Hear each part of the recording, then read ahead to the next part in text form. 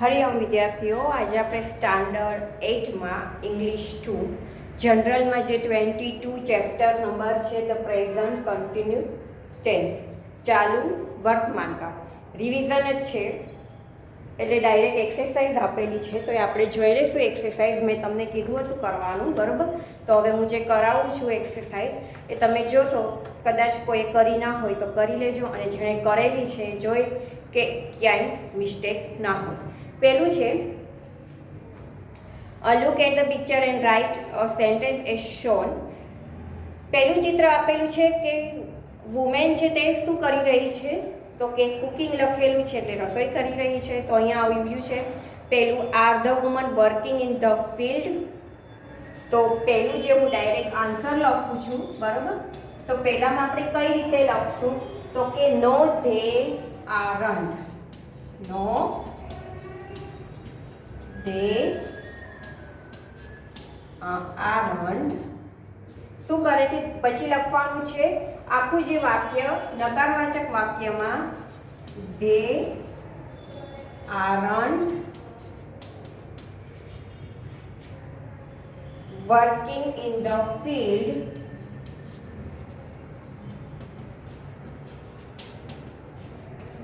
Working in the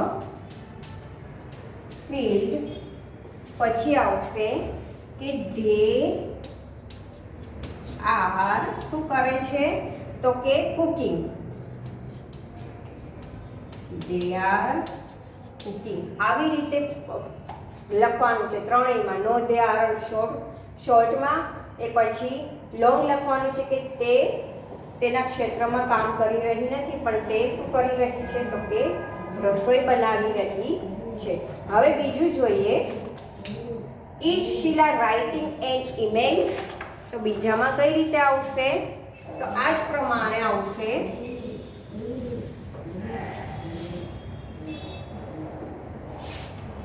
બીજું જોઈએ, એમાં કઈ રીતે આવશે, no she isn't. No she isn't. She isn't writing an email.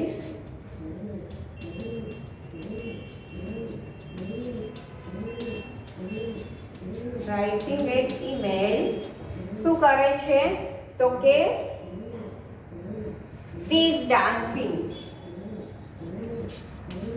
She is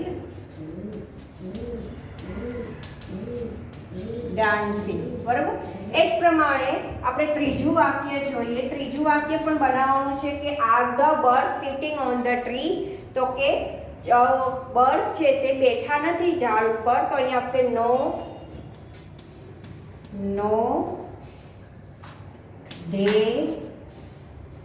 no they aren't. They aren't sitting on the tree. Sitting on the tree શું કરે છે, તો કે they are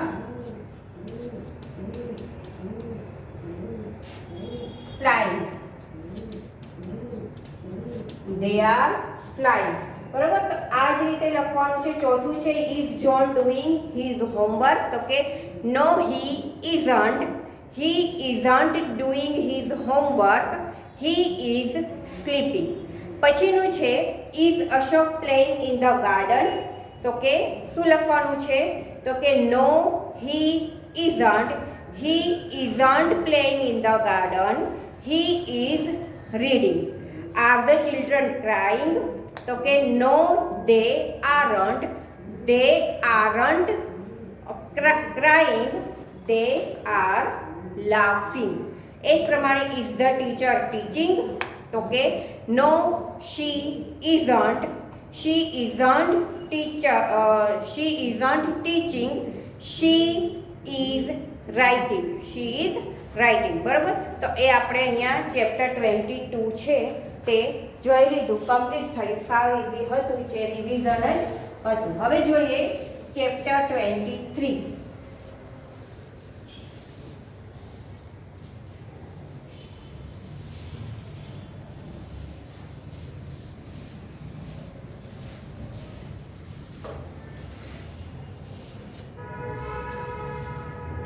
ચેપ્ટર 23 શું આપ્યું છે? કંજક્શન. શું આપ્યું છે?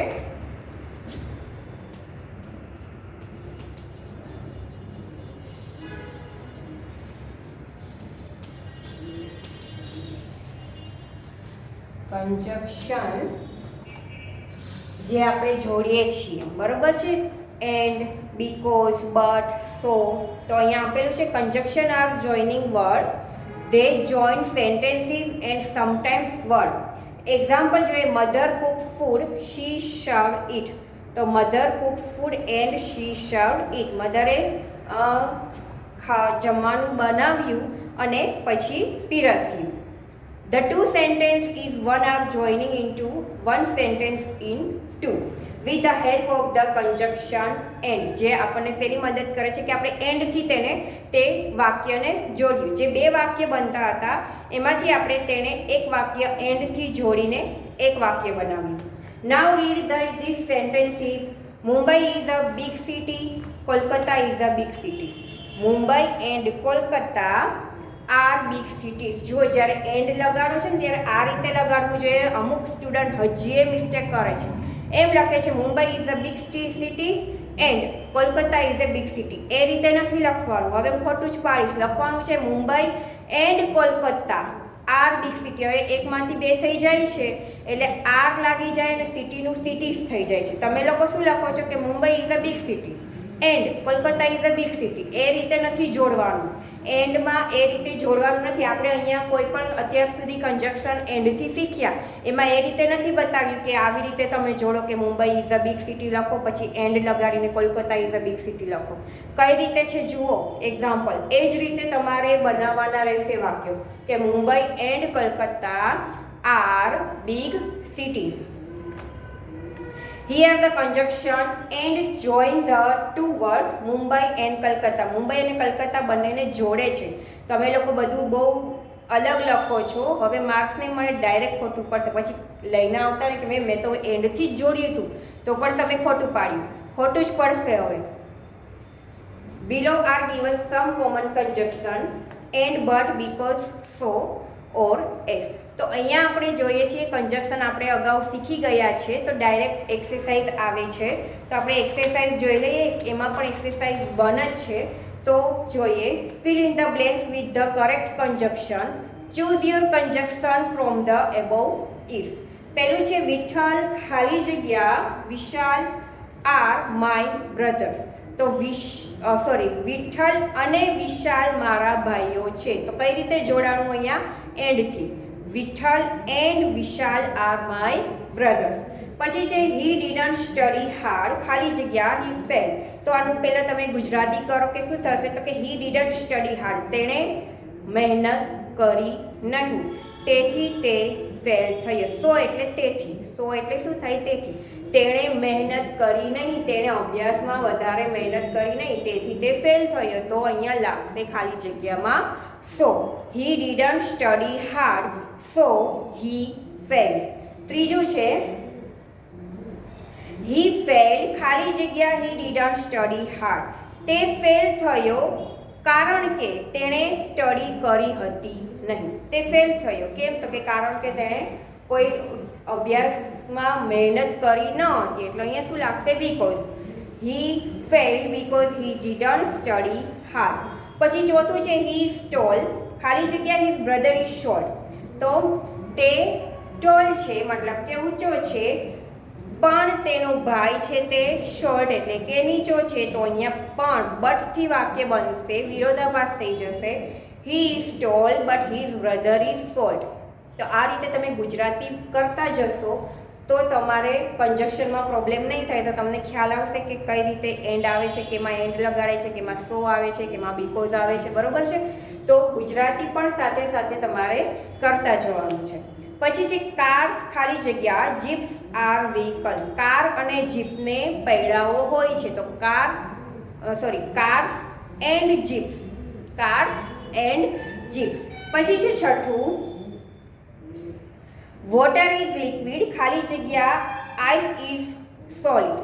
તો શું કહે છે અહીંયા? વોટર છે તે કેવું છે? તો કે લિક્વિડ છે, પણ આઈસ બરફ છે તે સોલિડ છે, પ્રવાહી છે. ઘન છે અને પ્રવાહી છે. તો વોટર છે તે પ્રવાહી છે, પણ બરફ છે તે કેવું છે? તો કે ઘન છે. તમને વિજ્ઞાનમાં આવતું હશે પણ એટલે શું લાગશે? બટ. એ વિરોધાભાસ થયો કે પાણી છે તે લિક્વિડ છે અને આઈસ છે તે સોલિડ છે. એટલે water is liquid but ice is solid. સાતમું વાક્ય જોઈએ, ધેર આર બોયઝ ખાલી જગ્યા ગર્લ્સ ઇન અવર સ્કૂલ. તો અમારી સ્કૂલમાં છોકરાઓ અને છોકરીઓ હોય છે. તો અહીંયા પણ બોયઝ એન્ડ ગર્લ્સ તેનાથી જોડાશે? એન્ડથી. કન્જક્શન કયું લાગશે? એન્ડ. પછી આઠમું વાક્ય જોઈએ, પેરેન્ટ્સ ખાલી જગ્યા teachers take care of us ખાલી જગ્યા વી મસ્ટ રિસ્પેક્ટ ખાલી જગ્યા ઓબે ધેમ. તો હવે અહીંયા કઈ રીતે આવશે? તો parents and teachers take care of us. Parents અને ટીચર્સ છે તે અમારી કાળજી રાખે છે. ખાલી જગ્યા વી મસ્ટ રિસ્પેક્ટ. તો શો આપણે તેની રિસ્પેક્ટ અને તેનું આદર કરવું જોઈએ. તેમનો આદર કરવું જોઈએ, તેમને માન આપવું જોઈએ. તો so we must respect and obey them. નવમું છે, હી મિસ ધ ટ્રેન ખાલી જગ્યા હી વોઝ લેટ. તે તેની ટ્રેન ચૂકી ગયો કારણ કે તે લેટ થયો. Because he late. Speech is silver ચાંદી જેવું, બરોબર? સ્પીચ બોલવું. ખાલી જગ્યા silence is golden. Speech is silver ખાલી જગ્યા સાયલન્સ ઇઝ ગોલ્ડન. તો અહીંયા કહેવામાં આવે છે કે સિલ્વર એટલે કે ચાંદી જેવું બોલો અને મૌન કેવી રીતે રહો? તો કે સોનાની જેમ મૌન રહો. તો અહીંયા and silence is golden. I am very punctual ખાલી જગ્યા I am rarely late to school. 12 છે, આઈ વોઝ અપસેટ ખાલી જગ્યા I could not sleep well. I could not sleep well જે ઉપર જોયું એ જ પ્રમાણે છે, ખાલી જગ્યા I was upset. He is poor ખાલી જગ્યા honest. She must go to a doctor ખાલી જગ્યા she will get work. I don't know if a bat is a bird ખાલી જગ્યા એન એનિમલ. તો ક્વેશ્ચન 1 11 to 16 સેન્ટેન્સીસ જે આપ્યા છે તે હોમવર્ક, બરાબર? 1 થી ક્વેશ્ચન 1 માં કન્જક્શનમાં 11 થી 16 છે તે તમારે હોમવર્કમાં કરવાના છે. 1 થી 10 મેં તમને કરાવ્યા છે. હવે આગળ આપણે જોઈએ, અહીંયા આપણે 23 જે છે કન્જક્શન તે કમ્પ્લીટ થયું. હવે આવશે કમ્પ્રેહેન્શન. એ પછી આપણે નેક્સ્ટ પીરિયડમાં જોઈશું. અત્યારે હવે ગ્રામરમાં થોડું જોઈ લઈએ.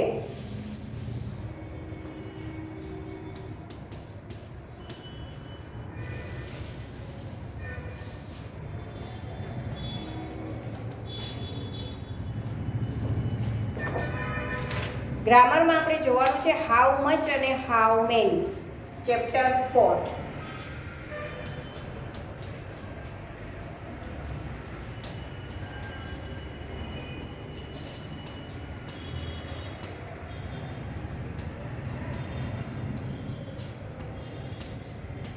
હાઉ મચ અને હાઉ મેની આપણે ઘણી બધી વાર શીખી ગયા છીએ.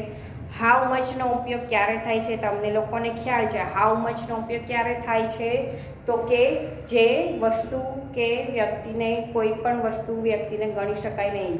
મતલબ કે કોઈ હાઉ મચમાં શું આવે? ફોર એક્ઝામ્પલ તો કે પ્રવાહી વસ્તુ છે, કિલોના હિસાબે જે ગણાતું હોય છે તે હોય છે. For example rice, sugar, salt.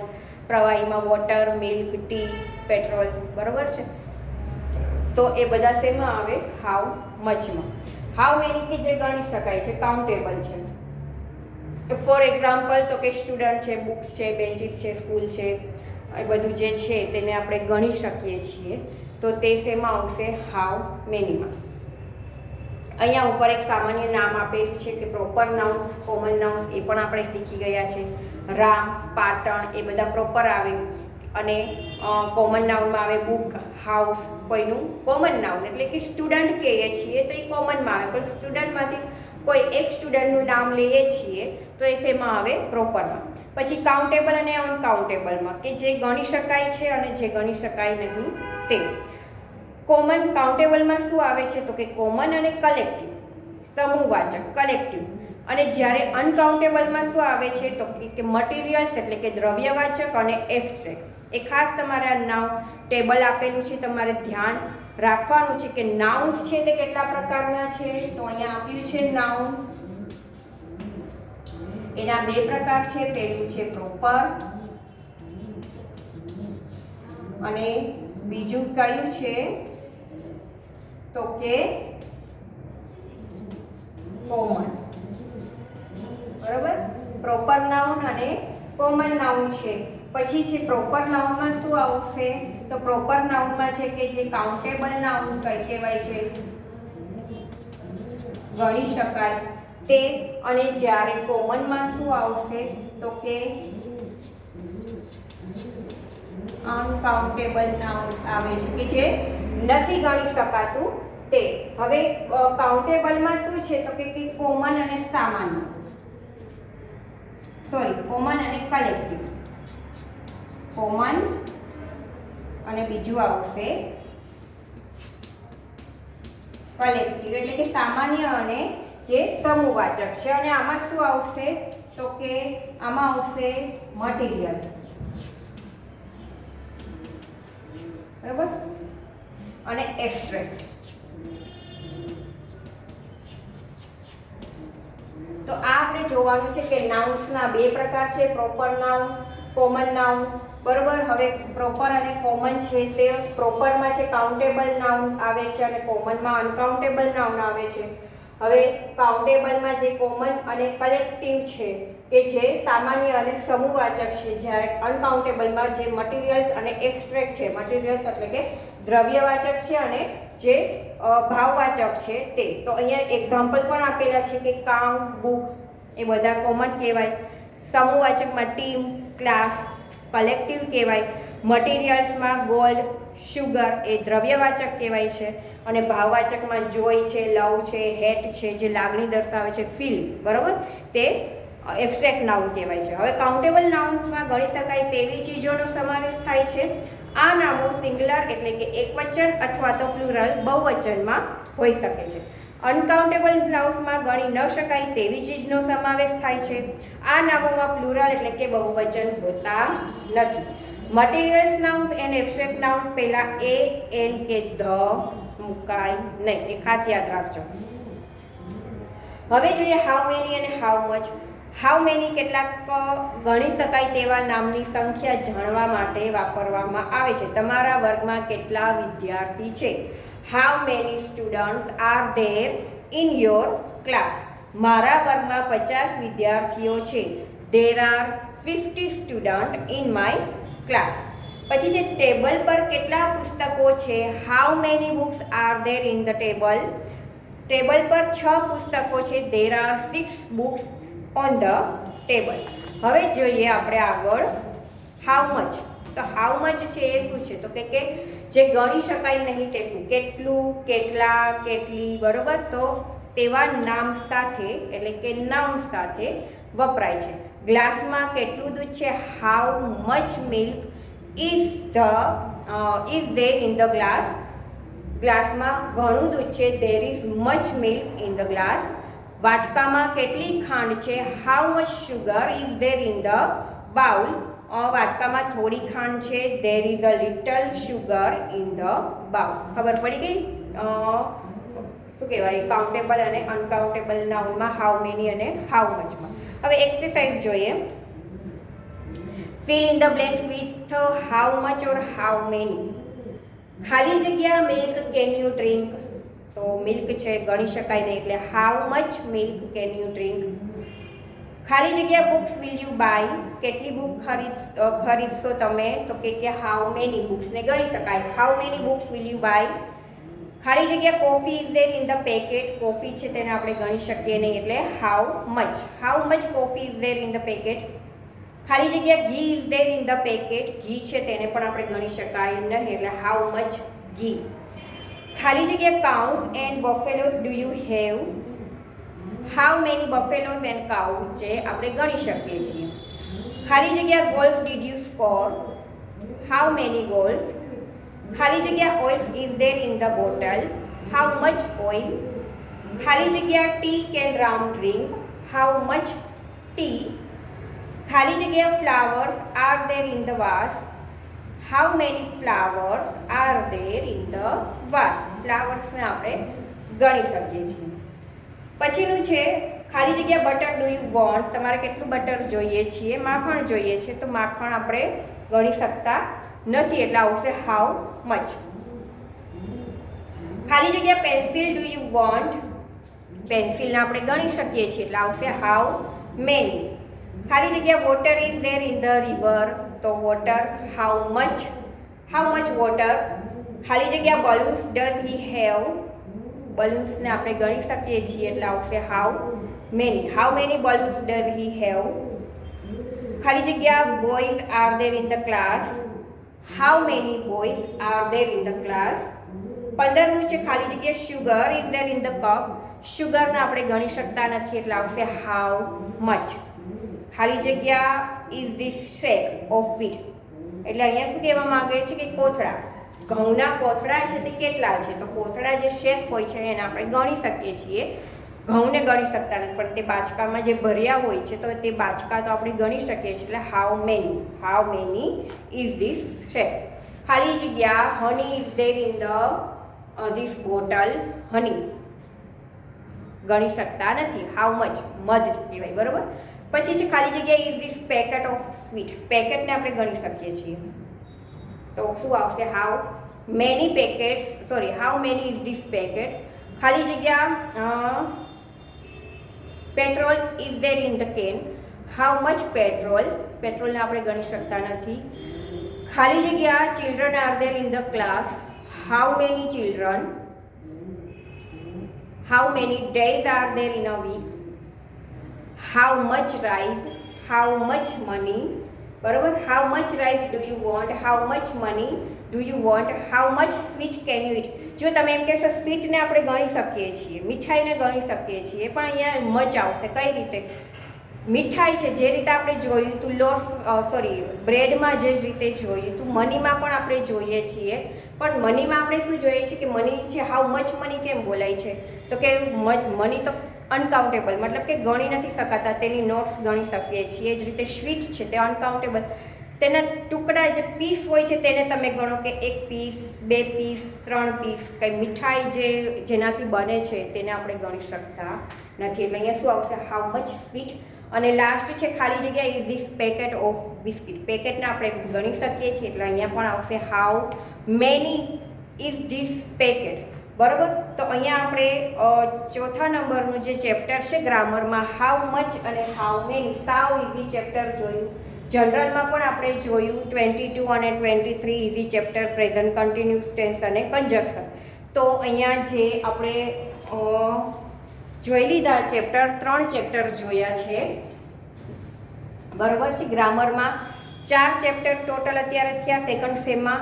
જનરલમાં આપણે 23 કન્જક્શન સુધી ચાલી ગયું છે તો 1 થી 23 પહેલા સેમેસ્ટરથી લઈને અત્યારે બીજું સેમેસ્ટર ચાલે છે તો ત્યાં સુધી આપણે જનરલમાં પણ 23 ચેપ્ટર જોઈ લીધા છે. ગ્રામરમાં આપણે જોઈ લીધા છે 1 થી 4 ચેપ્ટર. હવે જોઈએ આપણે આગળ થોડું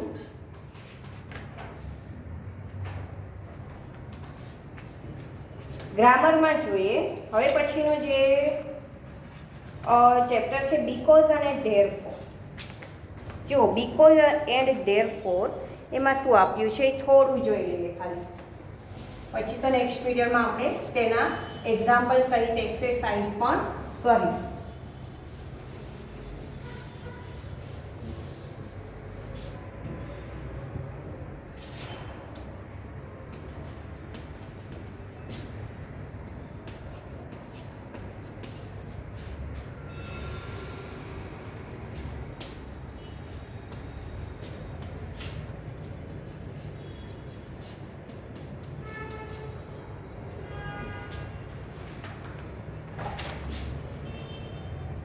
બીકોઝ એટલે તમને ખબર છે કે કારણ કે, અને ધેરફોર એટલે કે પરિણામે અથવા તો તેથી. Sneha will not come to school because she is ill. Sneha શાળાએ નહીં જાય કારણ કે તે બીમાર. Nitin is sad because he lost the match. Nitin ઉદાસ છે કારણ કે તે મેચ હારી ગયો છે. તે જ પ્રમાણે ધેરફોર જોઈએ. સ્નેહા ઇઝ ઇલ, જો કઈ રીતે થાય છે, therefore she will not come it to school. Change થઈ જાય છે વાક્ય, કે જે લાસ્ટ જે સેન્ટેન્સ હોય છે તે આગળ આવી જાય છે કે સ્નેહા છે તે બીમાર છે તેથી તે સ્કૂલે આવી નહીં. સ્નેહા સ્કૂલે ન આવી કારણ કે તે બીમાર છે એટલે બીકોઝ લાગશે, પણ સ્નેહા બીમાર છે તેથી તે સ્કૂલે આવી નહીં તો ધેરફોર લાગશે. નીતિન મેચ હારી ગયો તેથી તે ઉદાસ છે. બરાબર છે. તો Nitin lost the match therefore he is sad. અહીંયા એક્સરસાઇઝ 1 જે છે એ તમે તમારી જાતે કરજો. એક્સરસાઇઝ 1 અને 2 અને 3 ટોટલ 3 એક્સરસાઇઝ છે. સાવ ઇઝી છે, જાતે કરવાની પ્રેક્ટિસ કરજો. ફક્ત સેન્ટેન્સ ચેન્જ કરીને જ્યારે સેન્ટેન્સ એ રીતે બને કે તે સ્કૂલે આવી નહીં કારણ કે તે બીમાર છે, તે બીમાર છે તેથી તે સ્કૂલે આવી નહીં, તો બીકોઝ અને ધેરફોરનો એ જ પ્રમાણે ઉપયોગ કરવાનો છે. તમે તમારી જાતે એક્સરસાઇઝ કરવાની પ્રેક્ટિસ કરજો. એવું હોય તો ડાયરેક્ટ આમાં નહીં અને આમાં કરો તો પેન્સિલથી કરજો. બાકી તમે તમારી રફ બુક હોય એમાં તમે તેની એક્સરસાઇઝ કરજો.